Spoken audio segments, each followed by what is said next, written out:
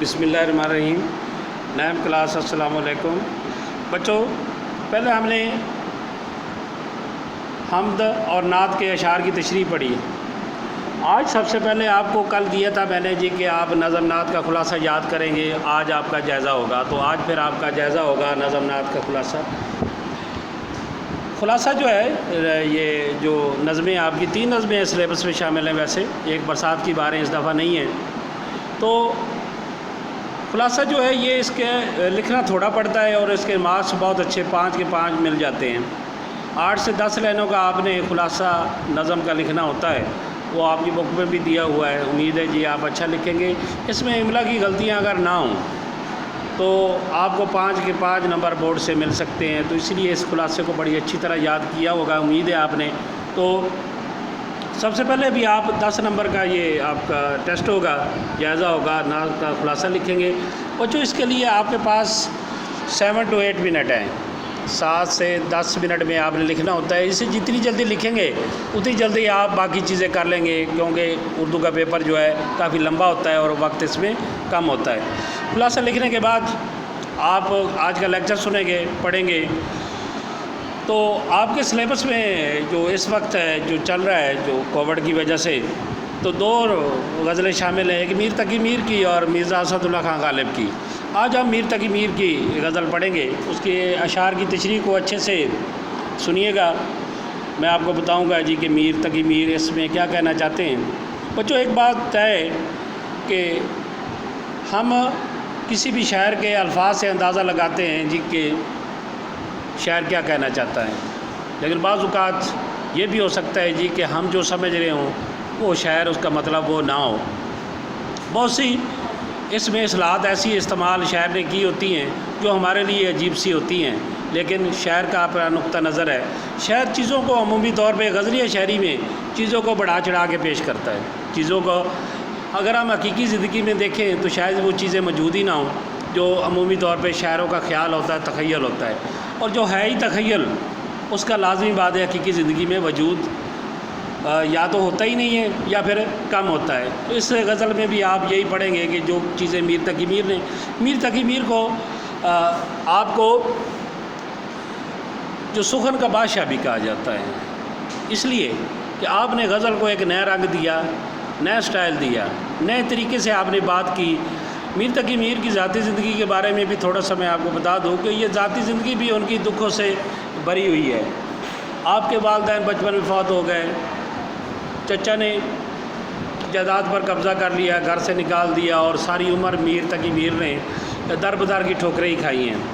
شاید وہ غم بھی اس میں نظر آتا ہو، لیکن ہمارا مطمع نظر وہ شاید نہیں ہے، ہم نے تو وہ دیکھنا ہے جی کہ میر تقی میر ہمارے لیے کیا کہہ رہے ہیں۔ تو پہلا شعر ہے، ہستی اپنی حباب کی سی ہے، یہ نمائش شراب کی سی ہے۔ حباب بلبل کو کہتے ہیں، بلبلے کو کہتے ہیں، ہستی زندگی کو کہتے ہیں، نمائش نظر آنے کو، شراب دھوکے کو کہتے ہیں۔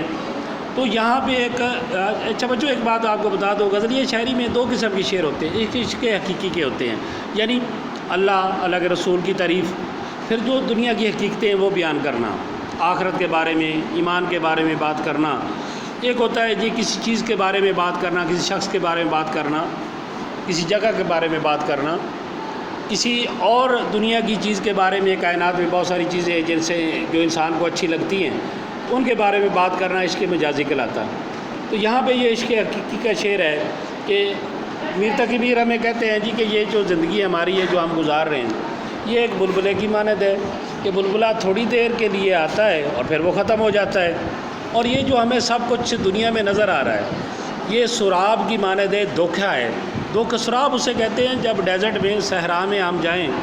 تو گرمی جب زیادہ ہوتی ہے تو وہ لہریں سی اٹھتی ہیں، ایسے محسوس ہوتا ہے جیسے پانی ہے، جب انسان وہاں پہنچتا ہے تو وہ پانی تو نہیں ہوتا، اسے اصل میں سراب کہتے ہیں۔ تو یہی کہتے ہیں کہ اس دھوکے کی مانند ہے جو صحرا میں ہمیں پانی کی وجہ سے نظر آتا ہے۔ تو یہ نمائش جو ہے جو زندگی ہم گزار رہے ہیں یہ بھی ایک دھوکہ ہی ہے، کیونکہ یہ تھوڑی دیر کے لیے ہم آتے ہیں اور پھر چلے جاتے ہیں، اور یہ حقیقت ہے، اسلام بھی یہی کہتا ہے۔ یہ عشق مجازی کا اگلا شعر ہے، ناز کی اس کے لب کی کیا کہی ہے، اپنے محبوب کے ہونٹوں کی تعریف کی ہے، اسے گلاب کی پنکھڑی جو ٹہنی ہوتی ہے اس سے تعریف کی ہے اس نے، اور یہ شاعر کا حق ہے کرے، ہم کوئی اسے روک تو نہیں سکتے بچوں کہ یہ ایسے تعریف کیوں کر رہا ہے۔ میں نے بتایا یہ تخیل ہے شاعر کا، میں بار بار آپ سے بات کرتا ہوں کہ تخیل کو تخیل تک ہی رہنے دیں، اس کی حقیقی زندگی میں اسے کمپیریزن نہ کریں۔ چشمِ دل کھول اس بھی عالم کا، یہاں کی اوقات خواب کی سی ہے۔ یہ بھی اس کی حقیقی کا شعر ہے کہ اے انسان اپنے دل کی آنکھ ویسے ہوتی نہیں ہے، لیکن ذرا غور کر کہ اس دنیا میں دنیا کی حقیقت کیا ہے، کہ یہاں ایسے ہی ہے۔ اس کی حقیقت یہ ہے کہ جیسے انسان خواب دیکھتا ہے، صبح اٹھتا ہے تو خواب حقیقت تو نہیں ہوتا، تو یہاں دنیا بھی ایک خواب کی مانند ہے اور یہاں کی حقیقت بھی خواب جیسی ہے۔ اگلا شعر ہے جی، تیسرا شعر ہے، چوتھا شعر ہے جی، بار بار اس کے در پہ جاتا ہوں، حالت اب اضطراب کی سی ہے۔ عشق میں حقیقی کا مجازی کا شعر ہے کہ اضطراب ہوتا ہے، بے چینی، در ہوتا ہے دروازے پر کسی کے گھر، تو اپنے محبوب کے بارے میں کہتا ہے جی کہ میں بار بار اپنے محبوب کے دروازے پہ جاتا ہوں، وہ اس لیے کہ آپ مجھے بے چین نہیں ہے، بے چینی ہے، اور بے چینی ہو تو لازمی بات ہے جی ایسے ہی ہوتا ہے۔ یہ کیوں جاتا ہے یہ تو شاعری ہمیں بتائے گا، لیکن فی الحال ظاہری الفاظ سے یہی کہتے ہیں جی کہ کوئی بھی چیز ہے جس سے آپ محبت کرتے ہیں، آپ کو اچھی لگتی، کوئی بھی دنیا کی چیز ہے تو آپ بار بار دیکھنا چاہتے ہیں، تو شاید شاعر کی بھی یہی حالت ہے۔ میں جو بولا کہا کہ یہ آواز اسی خانہ خراب کی سی ہے، کہتے میری آواز جب آئی تو خانہ خراب ہوتا ہے جس کا گھر تباہ ہو جائے، جو خود تباہ ہو جائے، خود کے ساتھ ساتھ اس کا گھر بھی تباہ ہو جائے۔ تو شاعر میر تقی میر یہی کہتے ہیں کہ جب میں بولتا ہوں تو میرا محبوب جو ہے وہ یہی کہتا ہے کہ اس گھر تباہ ہونے والے کی یہ آواز ہے، یعنی وہ مجھے اچھا نہیں سمجھتا، میری عزت نہیں کرتا، میں چاہت کا اظہار کرتا ہوں اور وہ چاہت کا اظہار نہیں کرتا۔ یہ اگلا شعر بھی اسی طرح اس کے مجازی کا شعر ہے، آتش غم میں دل بنا شاید، آتش کہتے ہیں آگ کو، غم دکھ کی آگ میں میر تقی میر کہتے ہیں کہ میرا دل بن رہا ہے، جیسے کیسے بن رہا ہے کہ دیر سے بو کباب کی سی ہے، کہ جب کباب کو انگاروں پہ رکھا جاتا ہے تو اس کے خاص خوشبو جو ہے وہ ہمیں ملتی ہے گوشت جلنے کی، تو میر تقی میر بھی یہی بات کہتے ہیں جی کہ میرا دل بھی اسی طرح جل رہا ہے جیسا کہ کباب جلتا ہے، یعنی غم کا دکھ کا آخری حد جو ہے وہ میر تقی میر کے ساتھ ہے۔ اگلے بھی عشق کے مجازی کا شعر ہے، میر ان نیم باز آنکھوں میں ساری مستی شراب کی سی ہے۔ میر یہ مقطع کا شعر ہے جس میں شاعر جو ہے اپنا تخلص استعمال کرے اسے ہم مقطع کا شعر کہتے ہیں، یعنی مقطع کا مطلب ہے آخری شعر ہوتا ہے وہ، تو اس غزل کا بھی یہ آخری شعر ہے۔ تو میر نے پہلے ہونٹوں کی تعریف کی محبوب کے، آپ بھی آنکھوں کی تعریف کر رہے ہیں کہ نیم باز یہ آدھی نشے والی جو آنکھیں ہوتی ہیں اسے نیم باز میر تقی میر نے کہا ہے، اس میں وہ یہ کہہ رہے ہیں جیسے کہ شراب کے پینے والے کے آنکھوں میں مستی آ جاتی ہے اور اس کی آنکھوں کا رنگ سا بدل جاتا ہے، تو اسی طرح میرے محبوب کی آنکھیں ہیں۔ بچوں یہ اس کے مجازی اور اس کے حقیقی کی کا ایک ملا جلا اشعار تھے اس کو آپ نے صرف شاعری کی حد تک بچوں رکھنا ہے۔ شاعری جو ہوتی ہے یہ سافٹ جذبوں کا نام ہے، یہ انتہائی شاعر جو ہوتا ہے بڑا سینسٹیو ہوتا ہے، یہ بڑا جو بات کرتا ہے اس میں کوئی نہ کوئی ہمارے لیے بہتری ہوتی ہے، تو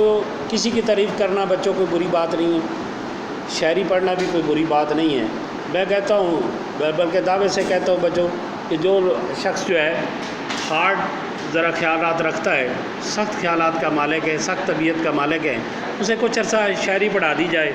تو وہ خود بخود سافٹ ہو جاتا ہے، نرم خو ہو جاتا ہے۔ تو بچوں اسے بھی اسی رنگ میں لیجئے گا، اپنے سلیبس کے حوالے سے آپ پڑھیے گا اسے۔ ابھی آپ نے گھر کا کام بچوں یہ کرنا ہے کہ میر تقی میر کے شعر نمبر 1 2 کی تشریح آپ نے لکھنی بھی ہے، یاد کرنی ہے۔ کہاں سے لکھنی ہے یہ آپ کو پتہ ہے، یہ شعر سرمایہ سے لکھنی ہے۔ اس میں آپ نے یہ کرنا ہے جی کہ سیاق وہ صرف مفہوم لکھنا ہے،